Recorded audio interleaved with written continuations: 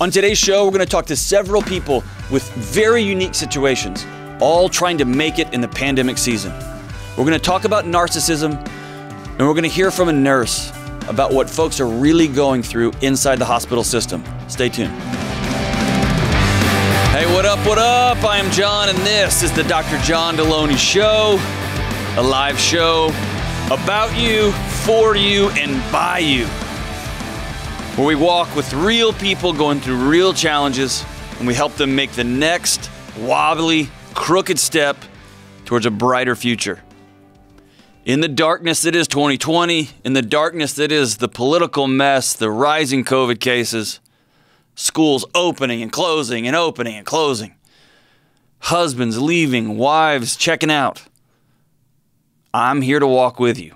We are here to walk with you, and we talk about everything on this show, all of it, no matter what's going on in your heart, in your mind, or your family. There are millions of other people going through it too, and that's why I'm here. That's why I'm here to let you know that you're not alone, right? And so we're going to talk about love, loss, family issues, special needs brothers and sisters, finding love again. And we may talk about two things that you can do right now to change the world. And I was going to say these are things that make me crazy, right? That make me nuts. But I'm going to flip it around and I'm going to quit whining for a couple of days. That used to be one of my core covenants, right? Just to stop whining, just accept what is and move on, right? Control what I can control, put the rest down. Whining has never solved anything in the history of the world, ever, right? And so instead of whining, I'm going to flip it around and I'm going to turn these into action statements. These are two things you can do right now to change the world. Number one, put your freaking cart back in the grocery store parking lot. If you're in a Target or a Walmart or a Publix or a Kroger, I don't care where you are. If you're in a hardware store, put the cart back in the little cart space. And I know it takes an extra 42 steps for you, but it signals to the rest of the world, hey, this is where these things go. And I'm going to be a person who puts things back where they go. And that little act of kindness and collective rule following, it's not even rule following, it's just communal action, right? You're going to minimize door dings. You're going to help other people know where the carts are. Just put your cart back. And then the second thing is this. Wherever you go, whenever you leave your house, make it a mission to pick up just 2 pieces of trash. They can be tiny. If you are a go-getter, they can be huge. But usually they're just going to be 2 little things, like a wrapper and like a gum wrapper and an old box of cigarettes, or a lid and a Coke can, whatever. Pick up 2 pieces of trash. If every person did that, the world would be a little cleaner. We'd see each other picking up trash, and we'd know that guy's on my team, she's in my neighborhood, we're all in this together. So put your cart back, pick up a couple pieces of trash. Those are 2 ways you can make the world better. And when the world starts getting better, then people's hearts start lifting, people's minds start lifting, and then there gets a little pinhole of light in the dark train wreck that has been 2020, right? And let's not lie to ourselves. There's major economic consequences. There's COVID still running rampant. In fact, it's escalating all across the country. It's not showing any signs of slowing down. Politics, good God almighty, dude. It's just meth and banjos out there with our politics. It's just a dark time. If you pick up a couple pieces of trash, if you put your cart back, if you wave to people at crosswalks, you're just shining a little bitty pinhole of light in the darkness. So whatever's going on in your home, in your heart, in your head, I'm here to stand with you, here to walk with you. Give me a call at 1-844-693-3291. That's 1-844-693-3291. Or you can go to johndelony.com/show. That's johndelony.com/show and fill out the form, and you can just email it to us from the website. All right, let's go straight to the phones. Let's go to Tara in Amarillo, Texas. Amarillo by morning. Tara, good morning. How are we doing? Good morning. Thank you so much for taking my call. Thank you for calling. Before we get going, I've got some buddies in Amarillo, and they said the COVID spike has been something fierce the last few weeks. Y'all doing okay? Yeah, we're doing great. Yes, it has been up, that's for sure. Good deal. I'm glad to hear that. So how can I help this morning? Well, I have a mentally handicapped brother who Okay. lives in a small group home. And normally he works in a workshop situation, and so he gets out daily. But during COVID, that's been very few and far between times. And right now, they are closed again at his home. Currently, he can't have anyone that comes in to visit, and he can't go out anywhere to visit. Yeah. And he's gone from calling me, because I'm 350 miles away, but he's gone from calling me almost daily and talking to never calling unless I initiate it. And when I do call him, he just will absolutely not communicate at all. I just listen to him breathe. He's struggled with depression, but it's just totally shut him down now. And I don't know what I can do to help him. And that's kind of why I'm calling you is ideas on what I can do to help him during this time with his situation. Wow. Thank you for your call. Thank you for your trust there. And I appreciate you being somebody who loves their brother. Absolutely. Both because of and in spite of his challenges that he's got. So what's the nature of his special needs? Well, he's mentally handicapped. Okay. I would put him maybe, at third, fourth grade level as far as, his communication skills and that kind of thing. He is physically very good. I mean, over the years, he's 55 now, so over the years he's bowled, he's played tennis, Special Olympics. He loves video games. He's very good at them. He's good at card games, horseback riding. He loves that kind of a thing. He's never been a big talker, but, he will get on a tangent and talk and chat about, his bowling game and his tennis and things like that. And it's difficult now because he has nothing to talk about. That's, I can feel his pain there, that he has nothing to talk about, Does he have a full grasp of what's going on, or is he, if he's at a third, fourth, fifth grade level, is he wrestling with this as most third, fourth, and fifth graders are, which is suddenly their world shifted underneath them, and they get it intellectually, right? They'll hear that we're not going to be able to go to work today or go to school today, but that's not appeasing their hearts. Is he getting it, or is he just struggling? I think he struggles with that. I think he's been told, and they try to, make it with all of them in the house, to try to explain. But if I were guessing, and I don't know this for positive, he feels like he's done something wrong, probably, Yep, absolutely. Yeah, I've heard that same conversation across the country, that folks with special needs and folks under the age of middle school are internalizing what's happened over the past year as something they've done. If they would have just been a little nicer or kinder or washed their hands, then this wouldn't have all happened. And that's just a whole other devastating psychological consequence of what we've been doing here. So he lives 350 miles away. And have you tried FaceTiming him? Have you tried any other technological communication other than just a phone call? Right. Yeah, we have done FaceTiming, and it was working okay, like maybe April, May-ish, and now he's gotten to where he doesn't want to do that. I'm struggling with getting him to charge his devices because I'll try to call him on his cell phone or on FaceTime, and it's not charged. And I'm been trying to work with the house people on making sure that's done, but struggling with just getting that communication there to him. And the last time we FaceTime, he just struggled with even lifting the iPad and seeing me and me seeing him. So, have you ever seen him go through a pretty significant depressive episode? Nothing like this. Okay.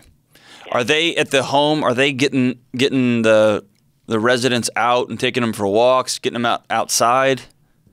I don't think they're going for walks. They might put him in a van and drive them around. And I've been told that he doesn't want to even do that. He wants to sleep. Sure. Yeah. So it's been my experience with adults with special needs that, as much as the rest of us, but in a very pointed and unique way, the ability to work it brings an esteem that can only be achieved through accomplishment and work, right? And being able to go somewhere with purpose and go somewhere and accomplish something is a major driver of self-efficacy. I'm talking like an idiot here. Is a major driver of self-esteem for adults with special needs. And when that gets taken away, when you take away somebody's purpose, when you take away somebody's well-being, that's just devastating, right? Mike Rowe of the Dirty Jobs fame was here in the Ramsey building a few months ago, and he just offhandedly dropped a line while he was talking, and it has stuck with me. He said when COVID broke out and we determined there was essential and non-essential workers, we said essential workers were media personalities and nurses and teachers, things like that. He said inadvertently, we told 300 plus million Americans, you're not essential, just go home. We'll mail you a check. And I had never thought of it that way, but we have just told people across the country, we don't need you. Go on home and we'll let you know when you can come out. And it's been devastating. And my empathy for your brothers is heavy on my heart right now. Because for somebody who can't understand and is just being told, stay here, stay here, stay here, him withering underneath himself is to be expected, right? And it's heartbreaking. So a couple of things you can do. Number one, I would call the home, and with all the kindness yet forcefulness you can muster, I would strongly recommend they get folks out to take walks. And whether that is you can give him some sort of exercise program that quote unquote becomes his job, or give him some set of goals that he can accomplish by walking around the neighborhood, whether that's giving him one of those really cheap Fitbits that he can count steps. And what we want to do is little wins. We want to do little tiny, what I would call micro accomplishments, micro goals for him that are going to both get him a sense of purpose, but also get him outside and get him sunshine and get him moving around. If he's in Texas there, then the sunshine's going to still be on him, and it'll be cool, but it won't be freezing. And that would be a gift to him, both physiologically, right? The vitamin D and the fresh air and all that. And if he's doing it with the community, that will help too. But it also is going to give him a sense of purpose that has been taken away from him because he can't go to work. Another thought would be, would he be able to play? And golly, man, talk about a twist of fate here. I'm recommending this on my show. Would he be willing to play video games with you? Yeah, I think he would. If you challenged him and kind of talked it up, like talk some trash, some good brother-sister trash, and just say, hey, I've been thinking and I'm ready to dominate you in some video game that y'all could... competitive, so yeah, that might be a possibility. That you could get one of, I'm telling you this, man, I'm always telling people to get off the screens, but this may be one of those unique moments where getting one of those microphones and you do your best trash-talking sister you can to get him out of his shell and give him something to look forward to. And this would be a moment of accountability for you if you put something on the calendar for him a couple of days a week and said, on Tuesdays at 6 o'clock, prepare for Big Sis to crush you, right? And get him and get him fired up that way. If he would do that and engage with you there, that would be a unique way that y'all could get connected. And it may be a way that he could get connected with your kids if you've got them, with your spouse, with other people in the family too. And again, you're giving him a sense of purpose. You're giving him something on the calendar to look forward to. And then I think it's really important for you to recognize this unique moment and that total heartbreaking powerlessness. And you are such a great sister. You're focused on how you can help him. But I also don't want you to miss this moment where you're going to have to look in the mirror and exhale a little bit and drop your shoulders and realize how limited your personal power is, right? Mm-hmm. Have you experienced that? Have you gone through your own grief on this deal? Yeah, I think so. I think it's gotten more and more here with things going up and them closing again and the hope of them reopening. They're telling us January, and I'm like, that's a long haul. Yeah, it really is. It's a long, dark haul, right? It's the winter months are not good to be pegged in and locked in. Is there a way he could come visit you, or is that a no-no? Yeah, they won't allow it. See, he was going to my parents' house every Wednesday and playing games and eating dinner, and they have not allowed that since February. Wow. Yeah, it looks like you're going to have to do the limited things you can to lean in here. And again, I would love some sort of fitness regimen, and the best I've been able to read, and I've tried to keep up with the science of what's going on as much as possible, getting outside and going for walks is not only not going to contribute, but it's going to help folks, particularly the vitamin D side and the good breath side. And number two, if you can plug in and play some video games there. But I don't want you to miss the opportunity to get in touch with yourself, because this just sucks. And I want you to spend a couple of minutes mourning what you can control and what you can't. I want you to spend a few moments on the regular talking to somebody that you care about and just being able to express, I hate this.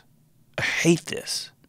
And this isn't whining. This isn't complaining. This is just acknowledging.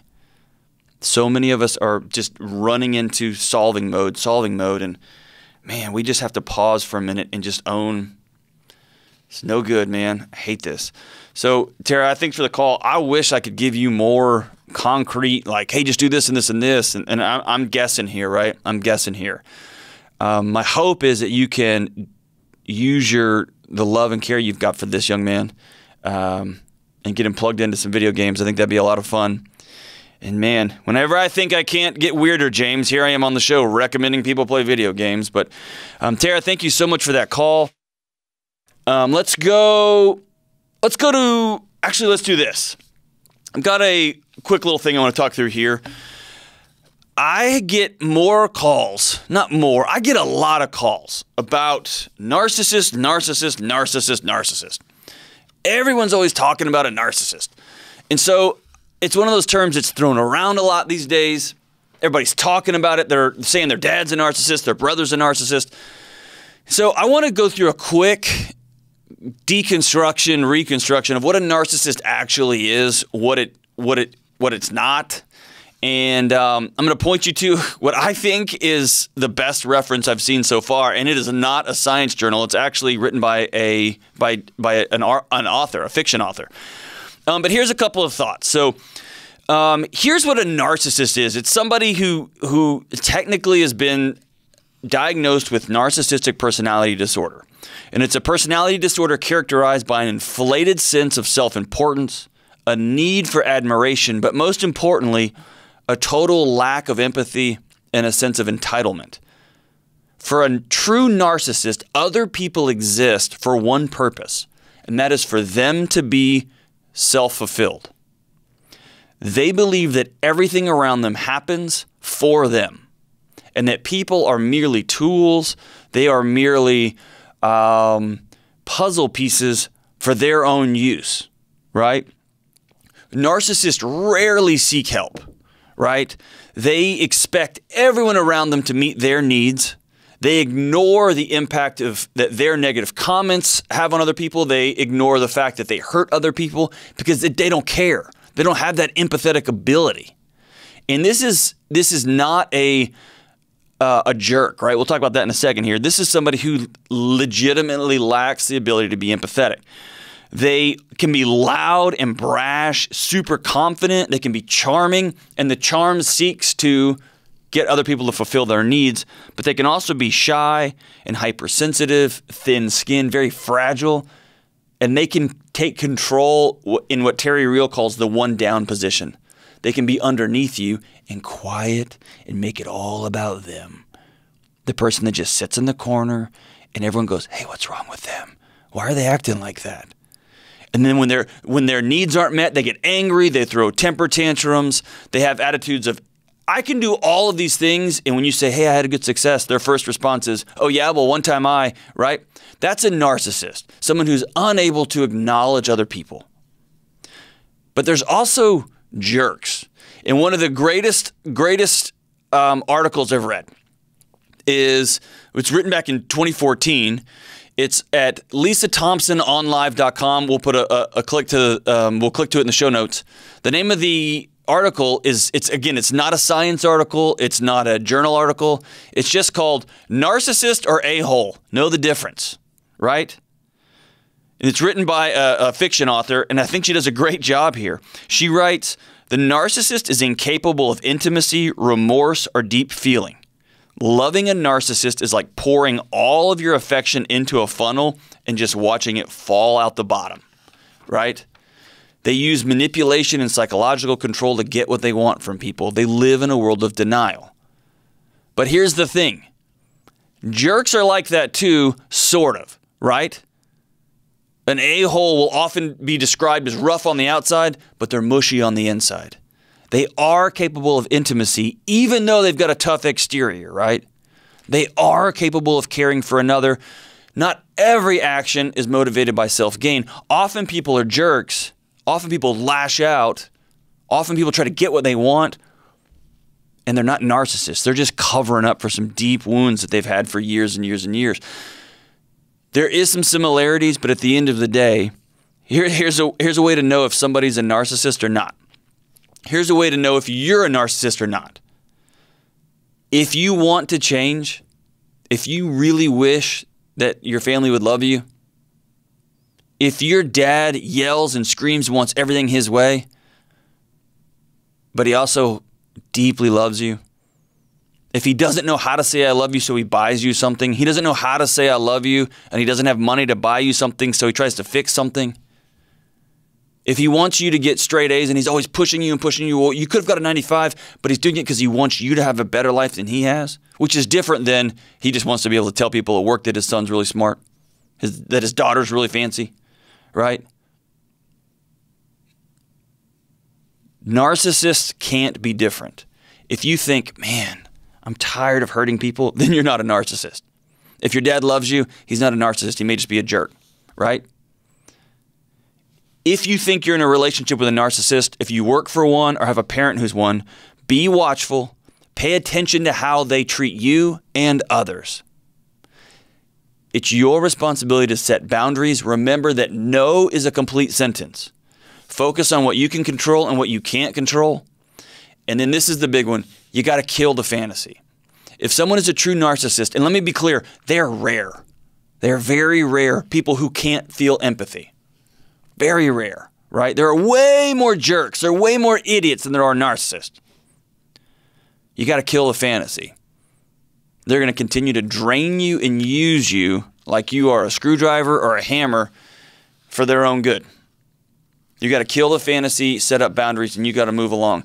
If somebody, though, is tough on the outside, they're a complete jerk, they're a complete idiot, but they do have empathy, they do love you, then that's where your boundaries and a carefully guided, direct but loving conversation about, hey, this hurts. Hey, I want to connect with you, but when you talk to me like this, when you treat me like this, it hurts. That's where those kind of conversations can be really helpful. So check out LisaThompsonOnLive.com. Again, we'll click to it in the we'll link to it in the show notes. It's a great, quick, easy read. Narcissist or a-hole, know the difference. It's really good. If you have more questions about narcissists, give me a shout, give me a holler. Or if you think someone that you love is a narcissist, let me know and we can talk through it. All right, let's go to Lisa in Orlando, Florida. Lisa, good morning. How are we doing? Good morning, Dr. John. Thank you for taking my call. Thank you so much for calling. How can I help this morning? So my family and my in-laws have been homeschooling with each other. We've partnered up since March now, so since this pandemic started. And I just want to know how we can create healthy boundaries and because recently the relationship has changed a bit and we're coming up into some challenges that might change the arrangement we have. Okay, talk to me through those. Talk to me about those. So this is my sister-in-law, so my husband's sister. We've been in a close relationship. We've been close for a while. She's married, and recently they had one of their episodes, fights, that caused us to kind of lose that trust in sending our kids over there for school. Did they have the fight when your kids were there? No. We heard about, they told us what happened and the details and everything, and we're just not comfortable with everybody being at home, working from home and whatnot, to send our kids over there for her to teach them there. So what happened in that fight that made you lose trust in someone that you love and care for? They've had similar fights in the past, and this was kind of the last straw. There was, door slamming, glass breaking. I felt like it kind of got violent to the point where I've heard too many of those stories coming from them. Okay. Yeah. So now you feel like your kids aren't safe there? Correct. Okay. And so how can I help? What are you thinking about doing? Well, we recently, we changed up the arrangement to where, we expressed our concerns and said, let's just have school here 4 days a week now, rather than sending them over there 2 days out of the week. So you are now taking all the teaching on? No, my sister-in-law comes over to teach on the days that she was supposed to teach at her house. But she's expressing that it's hard to face us because we're disappointed and we don't trust them anymore. And that's what the emotions that she's having to face, being in a home along with people who no longer trust her. Well, yeah, so it feels... So let me see if I can get this right, because I'm almost in a rare turn of events. Golly, man, on this show I have recommended someone to play video games, and now I'm siding with the person you're calling about. So she had a fight with her husband, and they were throwing glasses at each other and yelling at each other and acting like 5-year-olds, right? To the point that you said, I don't want my kids over there anymore. I don't trust her. I don't trust her husband. I don't trust that environment. And so, but you wanted to still have her teaching your kids. And so her quote unquote punishment was she's got to come teach your kids at your house now? Right. And we also recently hired someone to come teach on her days so that she doesn't have to teach at our house anymore. And she's not happy about that arrangement. Okay. So she said, I don't like being, because the way you drew that up is very much like you're her mom. And now she's grounded to your line of sight, right? And she's an adult. She's allowed to yell and be an idiot with her husband all she wants. And you're an adult, and you're good for you. Said, I don't want my kids in that crap, right? I don't want my kids around that environment. So that's awesome. But then you punished her. Then she decided she didn't like the punishment, so she's back to being a grown-up. So she's off, and you hired a tutor, essentially, to teach your kids in your home. Is that right? Right. Okay. And so she doesn't like that? Does she want things to go back to the way they were? Yeah, she does. She wants us to send our kids over to at her house and, for consistency and normalcy again. And me and my husband are just not comfortable with that. Yeah, she didn't get a vote. I mean, if she set up an environment where you don't feel your kids are safe, then tough luck. You know what I mean? And I know that's hard, and I'm proud of you for drawing a boundary. Boundaries often come with, challenging derivatives, right? Your relationship's never going to be the same. But I think the fracture in the relationship started when she had yet another temper tantrum with her husband, right? Right. So when you tell her, hey, I hired a teacher, we don't need you anymore, you take care of your kids, I'll take care of mine, how'd that conversation go? Well, it's more so, we still want the kids to be together, but instead of her teaching, it's on those 2 days that she's responsible for, it's the tutor that teaches. We wanted her to kind of focus on herself, and maybe that's overstepping boundaries, but it's, she did express that, it's hard for her to come here having to deal with that, and it's overwhelming. And, we wanted to give her some space and some time to process all of it. So the tutor is essentially to take over her, be flexible enough to where if she needs it, she could take those 2 days off. And then, if my husband needs it, he can take those 2 days off because he's also teaching the kids as well. Oh, well, now I'm back to your side then. You guys are being overly generous here. So 5 minutes ago when I said I wasn't on your side, I'm an idiot. I'm super on your side. It sounds like what y'all have done. Sorry. No, it sounds like you guys are being overly generous by saying, hey, we're going to teach your kids too. We're going to pay for a tutor. You take the time that you need. And it sounds like she's having a pity party, and she's embarrassed that she set up a home environment that you don't want your kids there anymore. So Right. the grown-up thing for her to do is to come say, I'm sorry, I'm going to work on myself, and I'm going to work on getting better. That's not going to happen, right? And the childish thing, if she continues the childish behavior, is she's going to make you feel uncomfortable for drawing boundaries in your own home. And I'm just going to, I want to empower you, don't, right? If you've got the money and the ability to pay for a tutor, then that's going to be better for everybody. Her kids are welcome. That's super generous of you. And that even gives your husband a break when he needs it. Good for you guys. Yeah, honestly, I wouldn't lose sleep over it. If she wants to come back and circle up and connect the friendship, great. And you don't have to rub her nose in. It doesn't sound like you are, right? If y'all still be friends when y'all can get together for dinner, so be it. But if she suddenly feels uncomfortable, I get her feeling uncomfortable, but it's her own choosing. If she doesn't I don't feel comfortable, I feel sad, well, that's her deal, right? And I think you're right. You can't make her go work on herself. I would even suggest offering, quote unquote, space for her to go work on herself is a little bit presumptuous, right? She's going to be who she's going to be. But I do think it's noble that you have set up a scenario where, A, you drew boundaries, B, you're going to continue the agreement you guys had. And so you're helping educate her kids and you're giving her some time off for herself. That's noble. Good for you. Hopefully, she will circle back.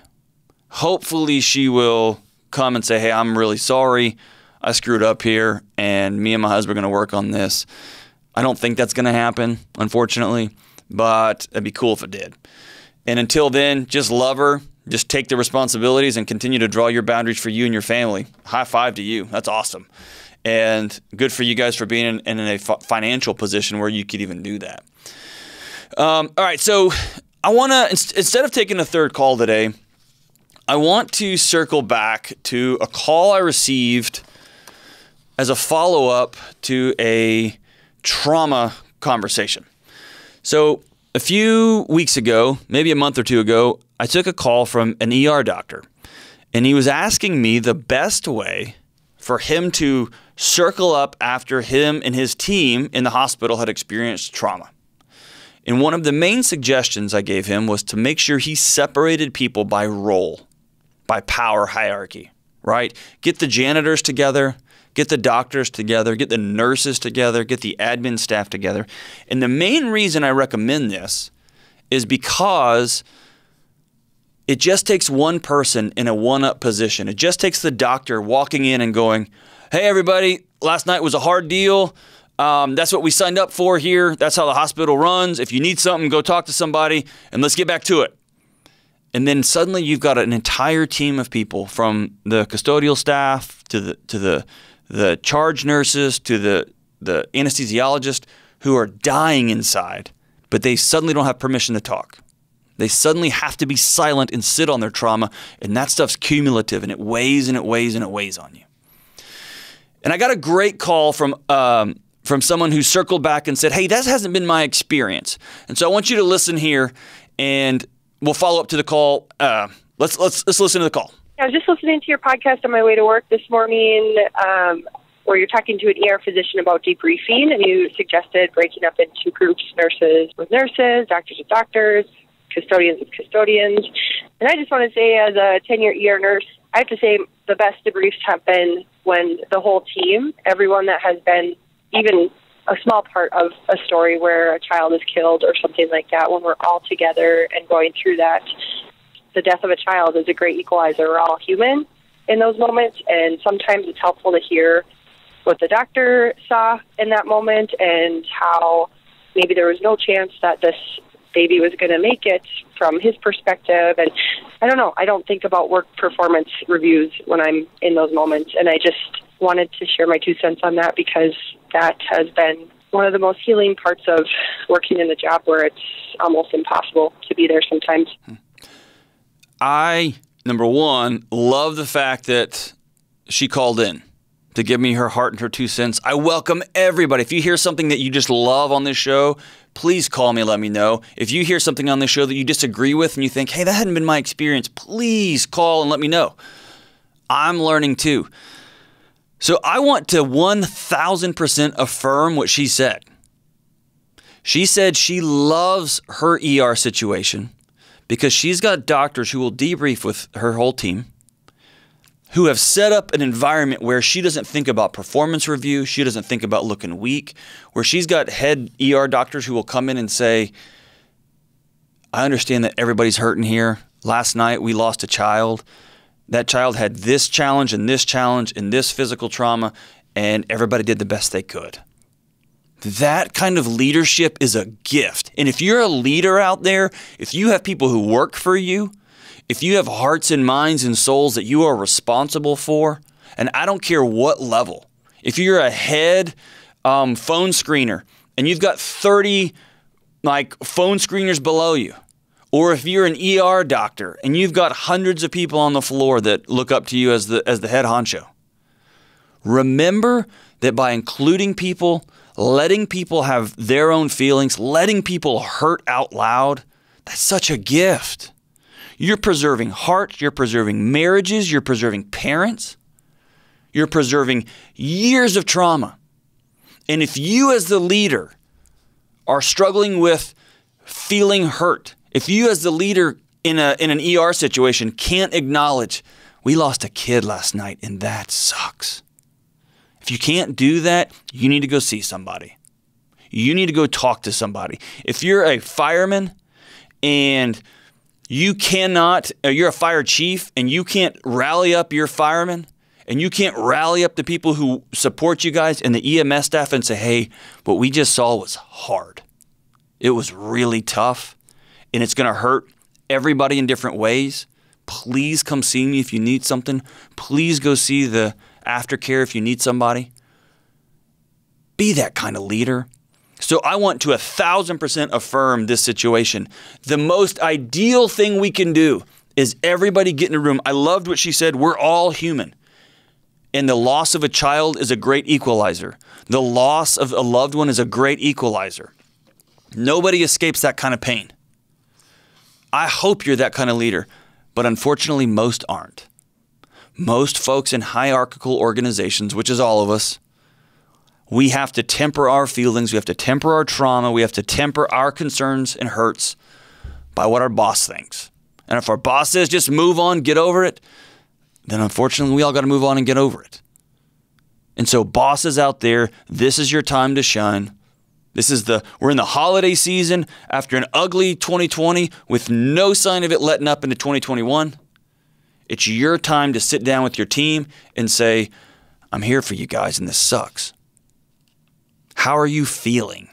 How are you doing? Are you taking care of yourself? I want you to get out of here on Fridays for the next few weeks. I want you to start coming in at 10 o'clock in the morning so you can be with your kids in the morning before they go to school. Or I want you to come in at 10 o'clock so you can have an hour to run around the front yard before your kids start Zoom school, whatever it is. Be a boss who understands that people work for him with wives and husbands and dreams and hurts and debt and challenges and fears. Be that kind of leader. Be the kind of leader that she'll call in and say, no, I never even thought of hierarchy when we were hurting. What a great shout out to your bosses. Thank you so much for that call. And one more thing before I go. I want to read an email that I just got from Tyler. It's a little bit long, but I want you to stay with me on this. It's from Tyler in Durham, North Carolina. He writes, my name is Tyler Weber, and I'm an ICU nurse from Durham, North Carolina. And I'm doing this as a shout out, by the way, guys. I'm doing this as a shout out to the nurses who are continuing to go in day after day after day after day with the COVID situation, with all the other health issues that are going on. So here's what Tyler writes. I just discovered your podcast, and the first one I listened to after scrolling through the titles was First Responders and Trauma, Online Dating Woes, and Compromise in Marriage. The firefighter you spoke with in that podcast might as well have spoke for us nurses as well. In 5 years, I've probably seen close to 100 people die, if not more. I'd say a quarter of those deaths have been in the last 6 months due to COVID. Some of these deaths are easier to deal with as a nurse than others. Some are downright horrific. What a lot of people don't realize or think about is, where do they take those burn victims or multiple vehicle accident victims? They bring them to us, where many of them live or die based on what we do with our minds and our hands. We get to know them, and if we're not careful, we form relationships with their families for days, weeks, or months after what brought them in. It's heavy, and it only gets heavier as time rolls on, whether you acknowledge it or not. As nurses, it's our eyes and hands and minds and voice that care for you. We assess, treat, communicate, and make recommendations to the physicians. We bathe you. We suction your airway. We intervene immediately in critical moments. We are your advocate. We do for you and your body what your body and you can no longer do for yourself. We bear the greatest brunt of your awful situation outside of you and your family. And in the COVID ICUs, we can't even allow family to come. We are the only human interaction you have, and we might be the last. That's heavy. Every time. When the end is near, nurses hold your hand and stay with you so you don't die alone. When the end is near, we pull the breathing tube. We cut the life support medications off and start the comfort medications. When it's been decided in collaboration with doctors and families and nurses that your time has come, despite our greatest efforts, it's our eyes, our ears, and our voice that are there for you as you ease your way from this wrecked body to glory. The doctors come after we call them to pronounce time of death. Our hands are the last hands you hold while you're clinging to life. Our words are the last words you hear, and the last words are typically spoken to us. We are at your bedside around the clock. And not only that, my dad has brain cancer. My wife and I brought our first baby into the world in March, and I was recently accepted to nurse anesthesia school after a grueling application process. It's been a year even without COVID. And this is, we all have different stresses like that in our lives. And then nurses, we go to work, and we go to work, and we go to work. And then we do it again, and we do it again. Tyler, I want to tell you, we love you. I'm grateful for you and the service of every single nurse across the country. The nurses who are in it every day, and then they come home and they're dealing with the regular nonsense of life outside. If you know a nurse, if you're listening to this and you've got nurses in your family, you've got nurses in your neighborhood, it's time for us to circle back and say thank you. And not say thank you by ordering a pizza or sending flowers. It's time to say thank you by calling somebody on the phone and saying, you've had 9 months of absolute hell. How can we help? You have been in it and in it and in it. What can I do for you? And it's time we get out our mowers and start mowing lawns and get out our rakes and start raking. It's time that we do the best we can and take kids for walks, get them out of the house. We can try to lift folks' arms up in the desert. We can try to let nurses know that we love them. To every single person out there continuing to go to war every day in these makeshift tents, in these makeshift, mobile morgues, nurses, thank you. Thank you for loving us more than you love yourselves. So as I wrap up the show, I want to circle back to a song I've loved since middle school. And if she's out there, she knows why. It's from a self-titled album of one of the worst band names ever, Bad English. In 1989, they came up with this. It's one of the greatest songs ever written. It's called When I See You Smile. And here's what they say. Sometimes I wonder how I'd ever make it through this world without having you. I just wouldn't have a clue. Because sometimes it seems like this world's closing in on me and there's no way of breaking free. And then I see you reach for me. And sometimes I want to give up, I want to give in, I want to quit the fight. And then I see you, and everything's all right. When I see you smile, I can face the world. Oh, I can do anything. When I see you smile, I see a ray of light. I see it shining right through the rain. When I see you smile, everybody, this has been the Dr. John Delony Show.